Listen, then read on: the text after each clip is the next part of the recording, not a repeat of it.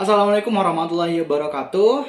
Halo semuanya, perkenalkan nama saya Juanda Pertama. Saya mahasiswa Fakultas Hukum Universitas Bangka Belitung, kelas E, angkatan tahun 2024.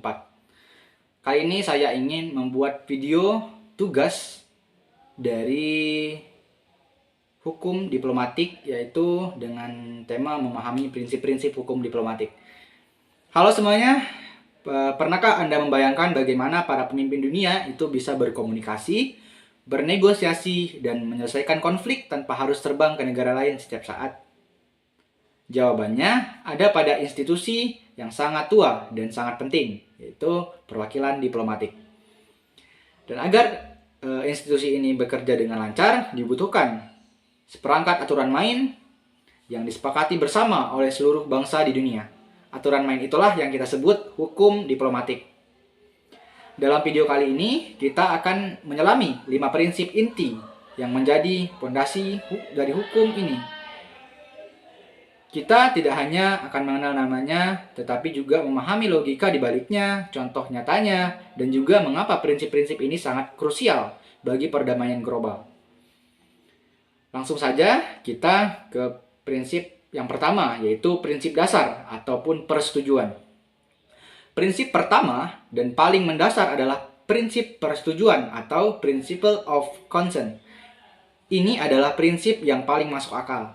Bayangkan, Anda ingin berkunjung ke rumah seseorang.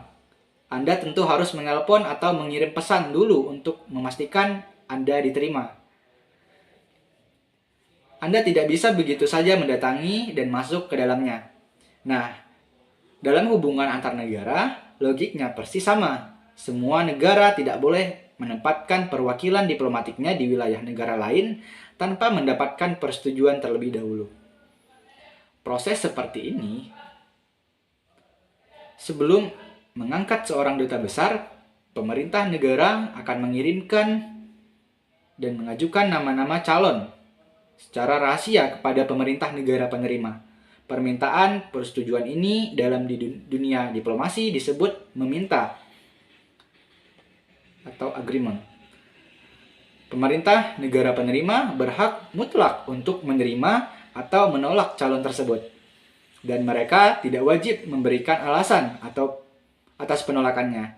Ini adalah bentuk penghormatan paling dasar terhadap kedaulatan sebuah negara. Dengan prinsip ini, negara penerima merasa aman dan dihormati, yang merupakan langkah pertama untuk membangun hubungan yang saling percaya.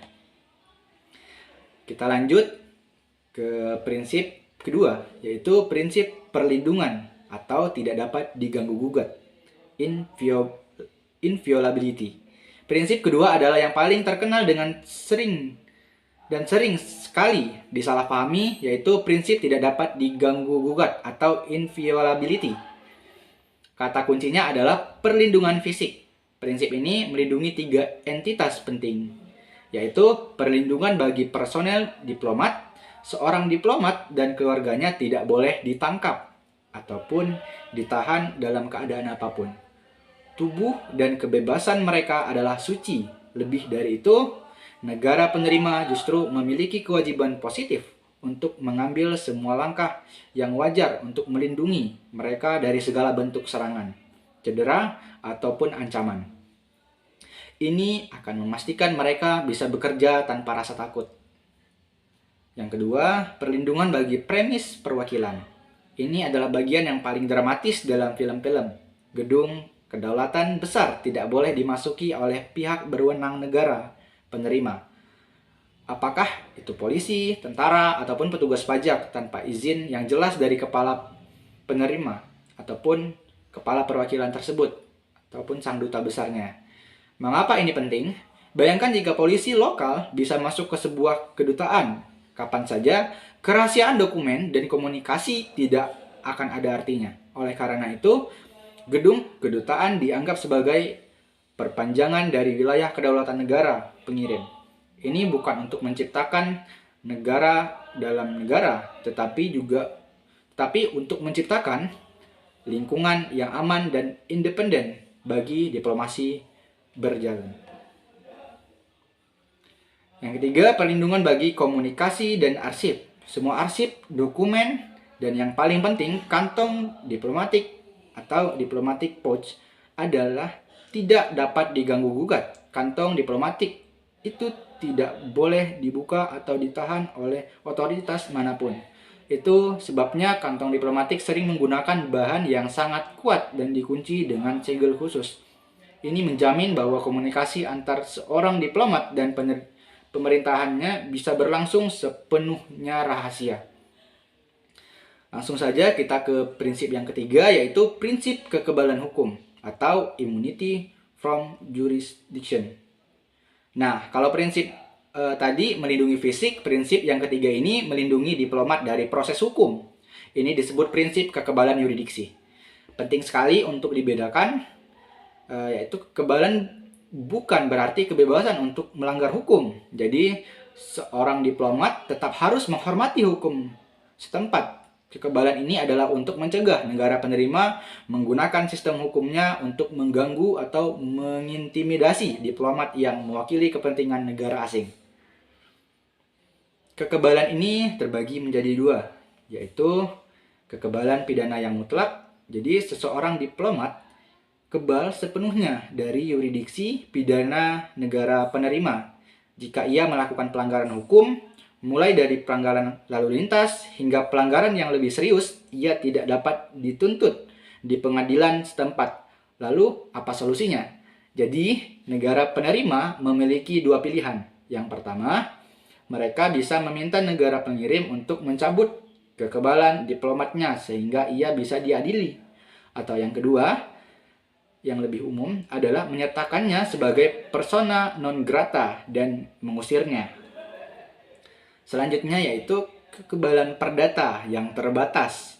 Dalam hal hukum perdata, kekebalannya tidak mutlak. Ada beberapa pengecualian yang penting di mana seorang diplomat tidak bisa mengklaim kekebalan, yaitu dalam kasus gugatan yang relate dengan properti pribadi yang dimilikinya di negara penerima, misalnya sengketa warisan atau kepemilikan rumah.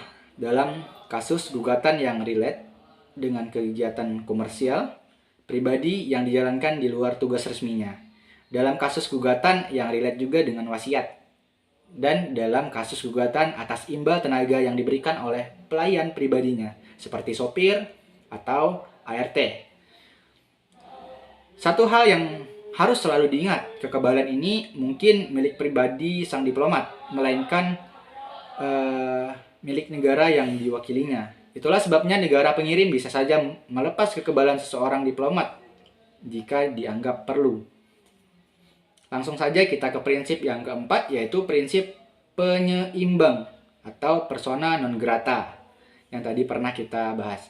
Lalu bagaimana jika seorang diplomat benar-benar menyalahgunakan kekebalannya dan melakukan hal-hal yang sangat terlarang seperti spionase? Apakah negara penerima hanya bisa pasrah? Tentu tidak. Hukum diplomatik memiliki mekanisme penyeimbang yang sangat kuat, yaitu prinsip persona non grata. Prinsip persona non grata, istilah dari bahasa Latin ini berarti orang yang tidak diterima.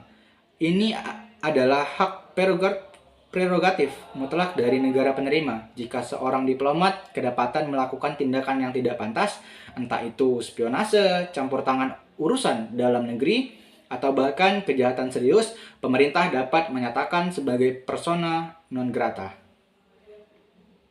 Konsekuensinya sangat jelas, negara pengirim wajib memanggil pulang diplomat tersebut dalam waktu yang wajar. Jika mereka tidak melakukannya, negara penerima berhak untuk menolak mengakui orang tersebut sebagai anggota perwakilan, yang pada praktiknya berarti mengusirnya atau mendeportasinya. Yang menarik, negara penerima tidak wajib memberikan alasan publik atas keputusannya ini. Ini adalah alat yang sangat efektif untuk menjaga kedaulatan dan keamanan nasional suatu negara.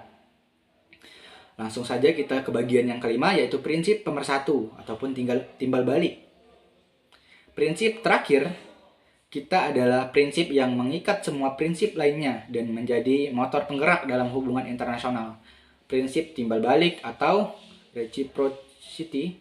Prinsip ini sangat sederhana dan manusiawi. Perlakuan diplomat orang lain sebagaimana prinsip ini sangat sederhana dan manusiawi. perlakukan diplomat orang lain sebagaimana Anda ingin diplomat Anda diperlakukan. Dalam praktiknya, prinsip ini bekerja seperti ini. Jika negara A memberikan fasilitas kemudahan dan tingkat penghormatan yang tinggi kepada diplomat dari negara B, maka negara B akan cenderung membalas dengan perlakuan yang sama persis kepada diplomat negara A. Sebaliknya, jika negara C mulai membatasi pergerakan diplomat, mempersulit proses impor barang ke kedutaan, ataupun melanggar kekebalan diplomatik, maka negara D akan membalas dengan tindakan yang serupa dan setara. Prinsip timbal balik ini menciptakan semacam standar perilaku otomatis. Ini mendorong semua negara untuk berbuat baik karena mereka tahu akibatnya akan kembali kepada mereka sendiri. Ini adalah mekanisme yang menjamin stabilitas dan prediktabilitas dalam hubungan internasional. Oke, baik. Jadi itulah kelima pilar untuk menopang hubungan diplomatik modern: persetujuan, tidak dapat diganggu-gugat, kekebalan yurisdiksi, persona non grata, dan timbal balik. Mungkin sekian yang bisa saya sampaikan pada video kali ini. Mohon maaf apabila banyak kekurangan. Akhir kata saya ucapkan terima kasih. Wassalamualaikum warahmatullahi wabarakatuh.